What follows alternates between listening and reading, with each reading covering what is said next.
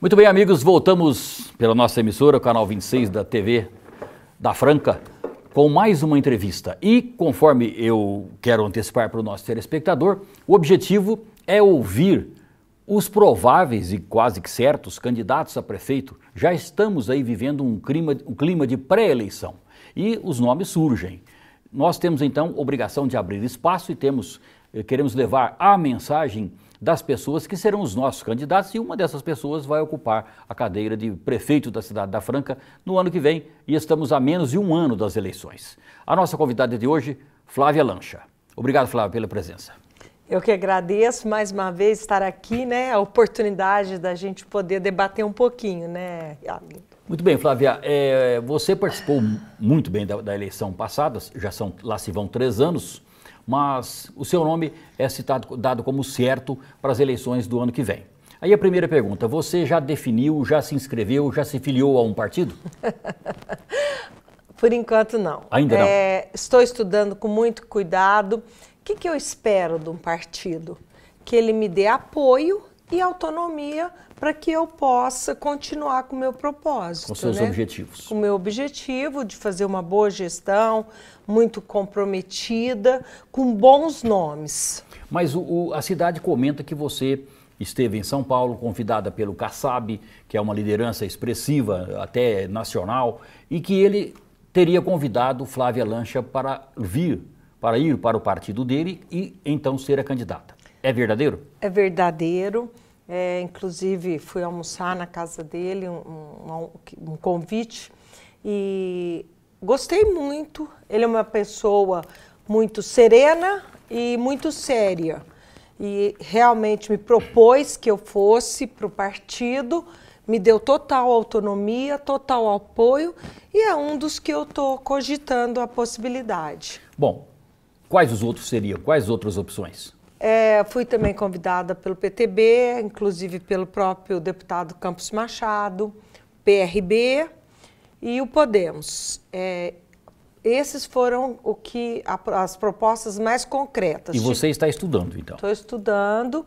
Acredito que até o final do ano eu já tenho uma definição mais clara para poder começar a trabalhar, inclusive, com nomes de vereadores. Bom, e aí tem a próxima pergunta.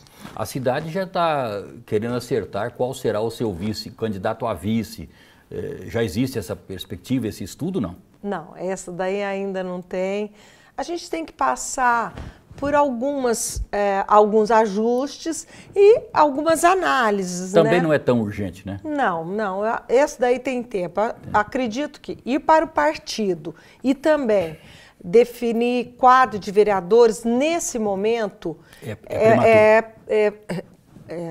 mais importante do que o próprio vice nesse momento. Vice tem uma relevância muito grande, mas pode ficar um pouco mais para frente. Mas a cidade também pergunta, você fundou um instituto de palestras, de estudos, e também acaba trazendo pessoas, as mulheres principalmente, entre essas mulheres. E eu queria saber, primeiro, houve uma boa receptividade? E entre elas, você terá facilidade para formar a chapa de mulheres como candidatas a vereadora?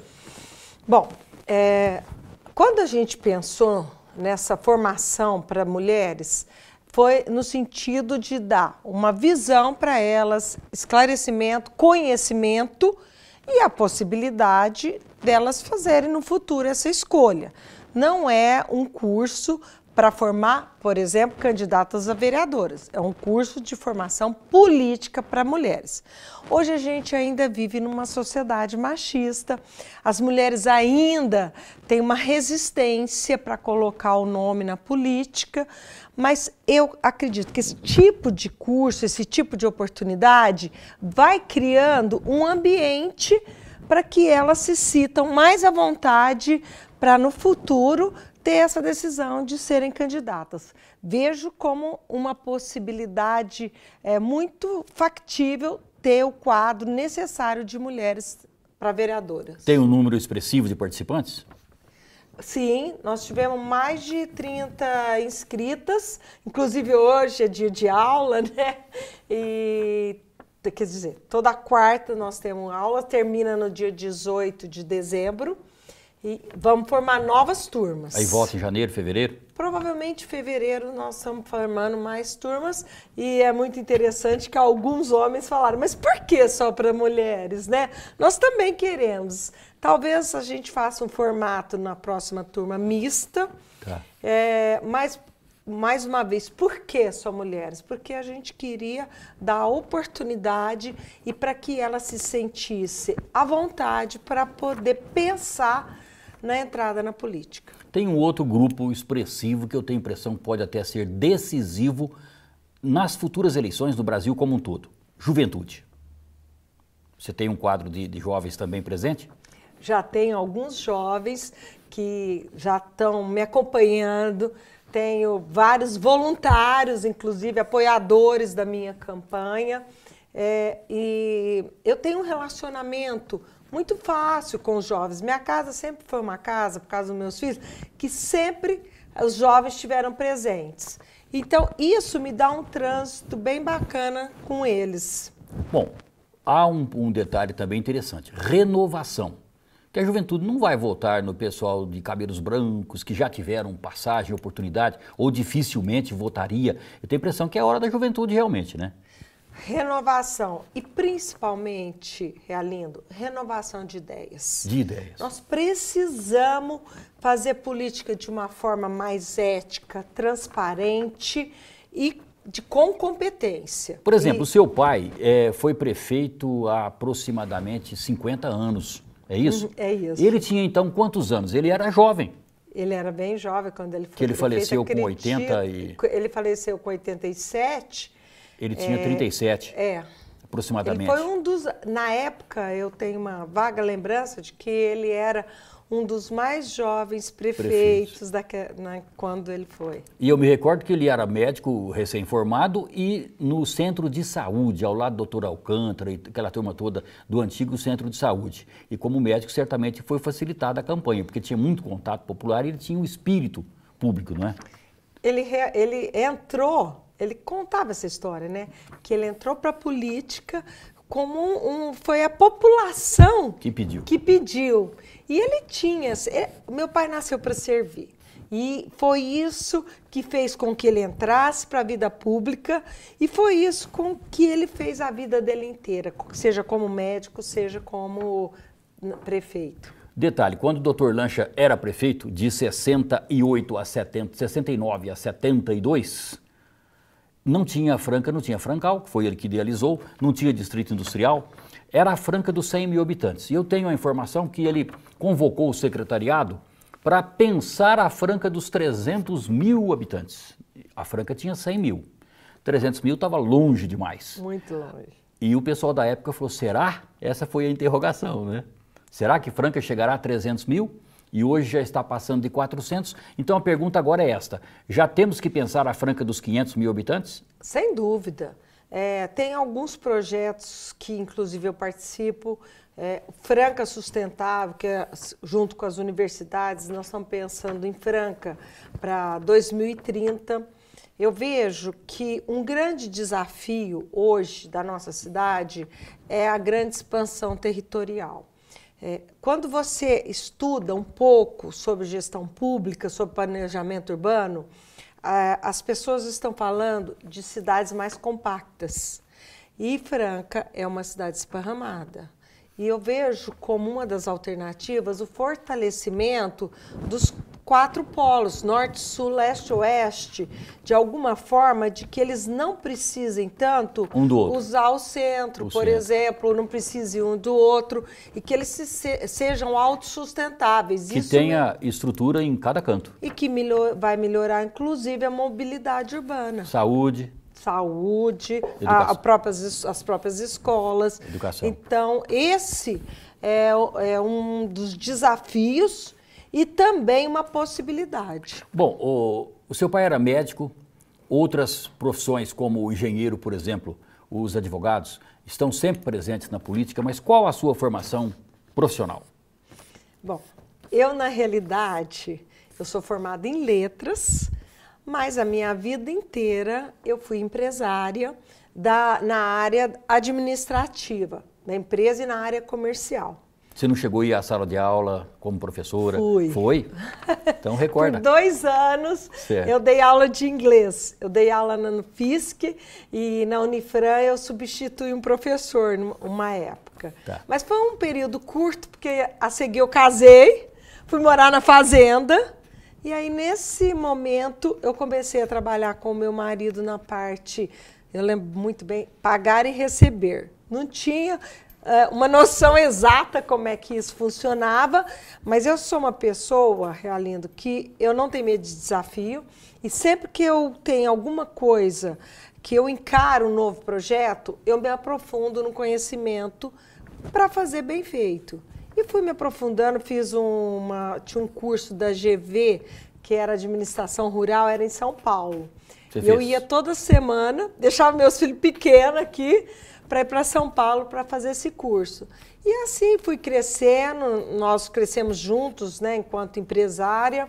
Fui a primeira a exportar café direto daqui, e quem cuidou disso fui eu, porque meu marido falava, você quer exportar? Se vira. E eu fui atrás, aprender libra-peso, Isso FOB. tem quanto tempo atrás? Isso foi em 2006 que eu comecei a exportar café. Lá se vão 13 anos. 13 anos. E continua? Continuamos, exportamos 70% do nosso café, estamos abrindo agora um comércio na China. Lá na China a gente já vai colocar ele industrializado, torrado, moído. O seu café? Labareda. Café da Franca? Da Franca. Na China? Na China. Inclusive acabamos de receber um prêmio também em Belo Horizonte agora, No concurso? No concurso. Ficamos em primeiro colocado da Alta Mogiana e do estado de São Paulo e 9º do Brasil todo. É interessante que a China está comprando carne de porcos, de frangos, suínos, de bovinos. Mas, de repente, a China adora chá. Chá é a preferência. E o café, eles começaram a perceber que é também muito bom? Sabe o que acontece? Há um movimento do jovem, como a gente está falando também aqui, e ele olha muito para a cultura ocidental. Tá. Então, ele quer ser igual o jovem, por exemplo, dos Estados Unidos, etc. E quer saber. E ele quer consumir as mesmas coisas que o pessoal do Ocidente. E o café faz parte disso. Tá. Então, está entrando, ainda é um início, mas já tem Nespresso, Illy Café, já estão lá na China. Illy Café é italiano. É italiano. Com café da Franca, né? Café da Franca. Inclusive, nós vendemos café para ele e vendemos para Nespresso também. Eles buscam aqui e chegam lá e transformam. E agora vai ter labareda também. Interessantíssimo isso, né? Agora, esse fato de exportar direto, isso é uma barreira, né? Não é fácil. Isso daí você tem que abrir um caminho. O que abriu a possibilidade para nós foi as certificações. Hoje o selo de certificação, que o que garante o quê? Que você é uma fazenda sustentável, ele abre caminhos. E foi isso que aconteceu. Meio caminho está andado. Meio caminho. E também outra coisa que eu fui pioneira, porque fui a primeira fazenda do estado de São Paulo a ser certificada. Bom, interessante que o nosso telespectador está dizendo, mas o assunto era política e de repente virou café. Mas reportagem, jornalismo é isso, porque a segunda pergunta depende da primeira resposta, né? Uma pergunta depende da resposta anterior. E tem sido assim. Mas para o nosso telespectador, um instantinho só, nós voltamos em 1 minuto com a sequência da entrevista de hoje com Flávia Lancha. Um instante.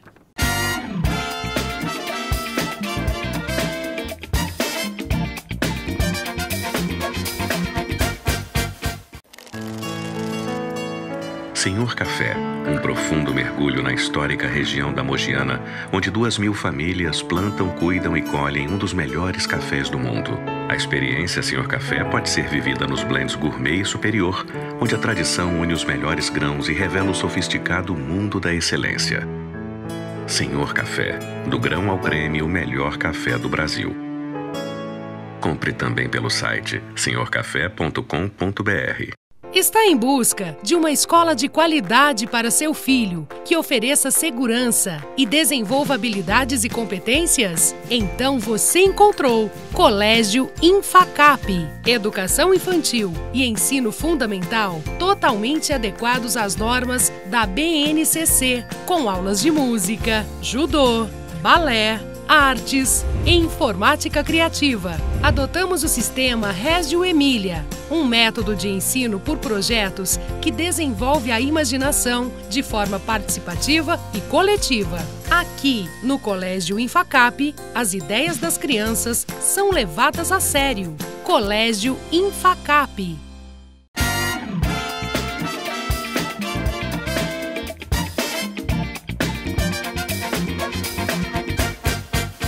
Muito bem, amigo telespectador, a nossa entrevista de hoje com Flávia Lancha e no início da entrevista nós falamos sobre política, depois o assunto derivou para o extraordinário tema que é café, que eu tanto gosto, mas voltemos aos temas da política. A Flávia respondeu que teve convites e mais convites, é uma coisa muito natural, os partidos querem a presença dela. Eu quero que você, Flávia, repita qual a possibilidade, quais os partidos que são viáveis, onde você estará nas eleições do ano que vem. Os 4 partidos, os que te convidaram, e qual a possibilidade maior? Bom, os partidos que me convidaram foram o PSD, o PTB, PRB e Podemos, que foram que tiveram uma mais concretamente proposta.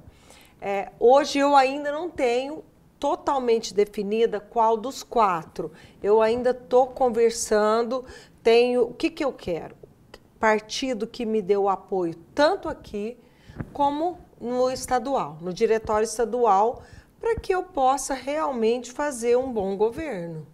Bom, Flávia, é interessante a questão realmente vai daqui para frente. Já há um clima na cidade, todo mundo perguntando, querendo saber até quem será o vice, se haverá uma renovação na política ou não. Mas uma oportunidade para que você possa esclarecer um pouquinho melhor. Por que você deixou o MDB? Justamente, nós já até falamos aqui, renovação.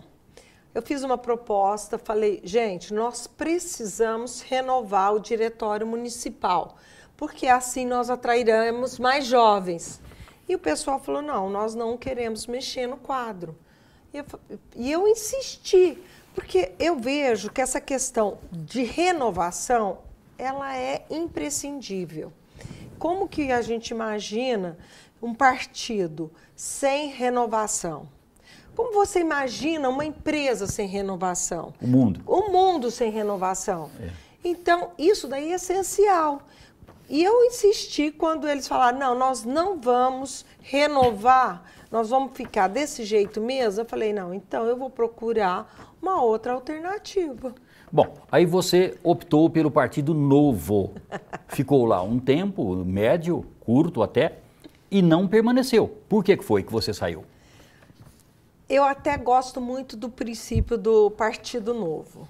Mas o que acontece? De fora a gente sempre tem uma ideia. Quando você entra, você se depara que ainda há aquele mesmo funcionamento. O Novo tem muita gente inexperiente e a gente precisa ter um apoio total. E eu não senti esse mesmo apoio que eu esperava, que antes de eu entrar parecia que teria. Quando eu entrei, começou a ter uma certa divisão. Eu falei, está tão longe, eleição já é uma coisa tão disputada, tão difícil. Se eu tiver que ficar provando dentro do meu partido qual é o meu sonho, quais são as minhas possibilidades, isso daí já me desgasta desde agora. Você já vai tirando sua energia.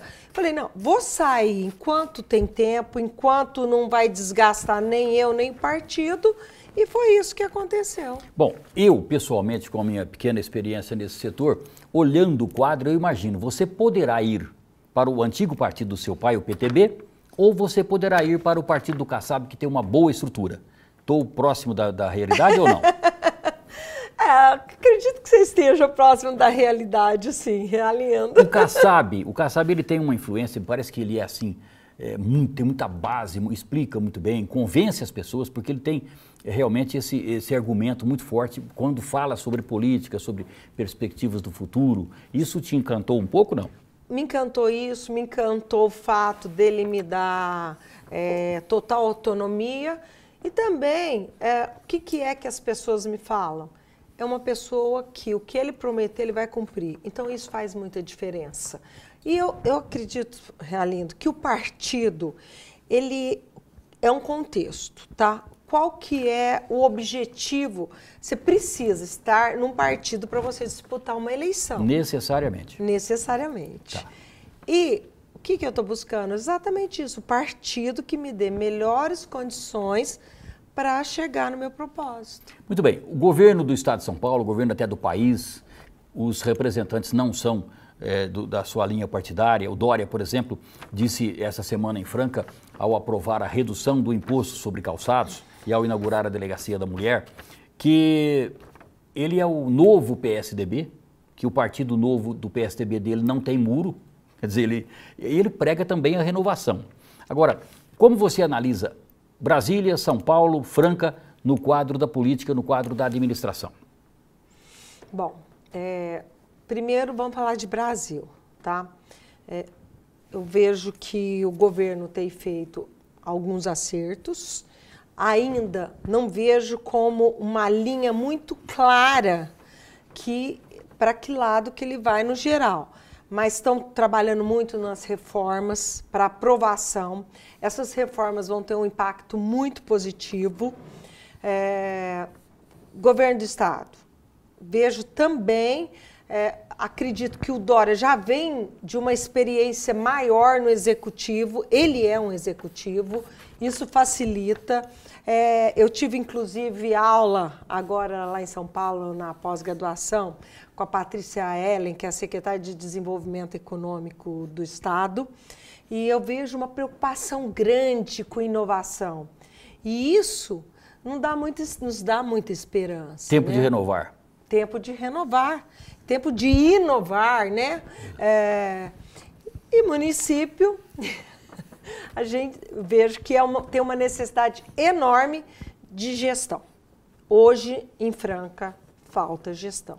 Bom, você quase chegou ao segundo turno nas eleições de 3 anos atrás. No meio do caminho, vieram as eleições para deputado. E eu me recordo que o quase francano, ele adora Franca, o nosso presidente da Fiesp, que inclusive patrocina o basquetebol da cidade da Franca através do SESI, e simplesmente ele quase que pediu, assim, encarecidamente, que você concorresse como candidata a federal, e nós imaginávamos que você teria uma chance enorme de ser eleita. E você disse que não, que o seu perfil era o executivo. E você, por que você não aceitou esse convite na época? Volto a dizer, a política não é uma carreira. A política, para mim, é uma opção, é uma vocação. E o meu perfil é um perfil gestor. Eu fiz isso a minha vida inteira. Eu gosto de pôr a mão na massa, eu gosto de criar, eu gosto de fazer e ver as coisas acontecerem. E não seria no legislativo? Não seria no legislativo. Daí a recusa? Daí a recusa, porque eu falei, se eu vou contribuir, estou deixando a minha vida, a minha empresa, para contribuir de uma escala maior para a população, para fazer o bem para o outro, eu vou fazer o que eu sei fazer de melhor. Mas olhando assim o quadro eleitoral naquela época, nós imaginávamos a importância de uma cadeira com um representante de Franca em Brasília. Isso é de um valor extraordinário. Então, imaginávamos que você pudesse aceitar. Não foi possível, não aceitou. Mas agora, eu quero dar uma parte também sobre isso. Além de tudo isso que nós estamos falando, já tinham muitos candidatos concorrendo aqui em Franca. E eu queria muito que Franca tivesse um deputado. E o que eu pensei? Se eu entrar, vai ser mais uma para dividir voto. Dividir voto. Tirando a oportunidade da gente ter realmente um representante. Isso também pesou na minha decisão. Muito bem, Flávia. O que você imagina para as eleições do ano que vem? Que você teve uma experiência ímpar. Você teve, por exemplo, uma composição partidária onde você teve o principal, a meu ver, principal quadro de vereadores ao seu lado, mais de 60 vereadores. E a gente imaginava você até no segundo turno. De repente, não chegou. Mas essa experiência que você trouxe de 3 anos atrás, vai te ajudar nas eleições do ano que vem? Sem dúvida. Vai me ajudar na eleição, a experiência passada. Na campanha. Na campanha. Vai me ajudar também o fato de hoje eu estar muito mais bem preparada, estive na prefeitura, fiz esse curso Você de foi pós-graduação, fui secretária de desenvolvimento, e lá eu pude saber melhor como é que é o funcionamento da prefeitura, como é que é a burocracia. E, além disso, eu fiz uma pós agora em gestão pública e que eu pude olhar melhor orçamento, plano de governo, experiência de outras cidades. Então, tudo isso vai agregar muito para a minha campanha. Sem dúvida, são pontos de amarração que você já está projetando. Com certeza. O que mais, Flávia, que eu não te perguntei, que você gostaria de falar? Porque a fase atual, pré-definição pelos partidos, daqui a pouco virão as definições, você vai optar por um partido ou por outro dentro de, no máximo, 40, 60 dias. E, então, o que eu não te perguntei que você gostaria de falar que é importante o nosso francano saber? Eu acho que é importante ele olhar para cada um dos concorrentes e ver como que essa pessoa se apresenta, qual que é a história dessa pessoa e quais as propostas. Eu posso te garantir que eu tenho muito claro comigo que eu quero fazer uma gestão ética, ficha limpa, transparente e competente. A ficha limpa vai prevalecer? Nossa, você conheceu muito bem meu pai, eu trago dentro de mim que nada na vida é mais importante que o nome. Você pode não ter dinheiro que você consegue se você tiver um bom nome. Manter seu nome. Então, ficha limpa, ética, honestidade. Mas eu não estou perguntando isso à toa, não. Eu quero saber o seguinte, muitos que não têm a ficha assim tão limpa, tão cristalina, não serão candidatos.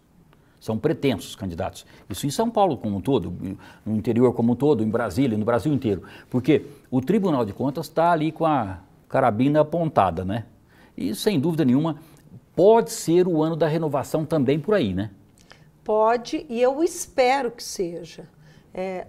Nesses aspectos, o Brasil vem ganhando em transparência nesses últimos anos. Vem evoluindo. Vem evoluindo. Isso é muito positivo. É uma maneira também da gente melhorar a nossa política. O que Franca precisaria de urgente e necessariamente? Gestão. Uma boa gestão. Que uma boa gestão vai tampar buraco, vai melhorar a saúde, a educação. Então, principalmente, uma boa gestão. Câmara Municipal de Franca, haverá uma renovação expressiva? Expressiva eu não sei. O eleitor, ainda hoje, ele vota em pessoas conhecidas. Eu acredito na renovação, mas eu não sei se ela será tão expressiva quanto muita gente gostaria. É cedo um pouco ainda, não é? Ainda é muito cedo. Mesmo porque não está nem definido quem serão os candidatos. Isso daí fará a diferença também. Você sente, alguém chega e se aproxima e fala, eu gostaria de concorrer como vereador? Muita gente. Muita gente me procura, muita gente já vem falar, quero ser candidato, mas quero ser na sua chapa. E estou anotando, porque agora, nesse exato momento, eu não estou em nenhum partido, mas é muito interessante isso. Tem muita gente me procurando que quer ser candidato. Então, cá entre nós, a cidade respira política. Respira. Até é surpreendente, assim, a rapidez com que isso está acontecendo. Detalhe, nós temos várias faculdades novas, nós somos hoje a Franca realmente de um centro educacional extraordinário, que era patrimônio de Ribeirão Preto. Nós estávamos longe. Hoje nós estamos aí com várias faculdades de muito conceito. Os universitários também se aproximam? Os universitários, como eu disse antes, tem muito jovem que vem. Eu tenho um acesso grande nas 3 universidades, que é a Unifran, a Unifacef e a Unesp. Agora chegou em Anguera, outra faculdade. Chegou outra faculdade. E a gente troca muita ideia. Eu já tenho alguns projetos em andamento junto com eles e isso daí agrega muito. Eu acho que a gente tem que fazer uma aliança entre a maturidade e essa juventude, da juventude. Isso é que vai trazer um alicerce e uma gestão mais sólida, inovação com melhores resultados. Flávia, obrigado pela presença, o tempo está acabando, foi um prazer recebê-la aqui, sucesso na vida, na profissão, na política e que a gente volte a falar no momento certo, porque é apenas uma primeira entrevista, quando algumas pessoas, como você, Flávia, já antecipam que vão concorrer. Então eu acho que é hora de começar a pensar esse lado para que o nosso telespectador também formate o seu raciocínio a respeito de eleições. Quem sabe a gente volta mais na época quando os partidos homologarem os nomes. Uma honra estar aqui, Realindo, e poder contribuir, poder mostrar um pouquinho de qual é o meu propósito, quais são os meus projetos. Muito obrigado. Flávia Lancha foi a nossa entrevistada e obrigado a você que esteve conosco em mais essa edição.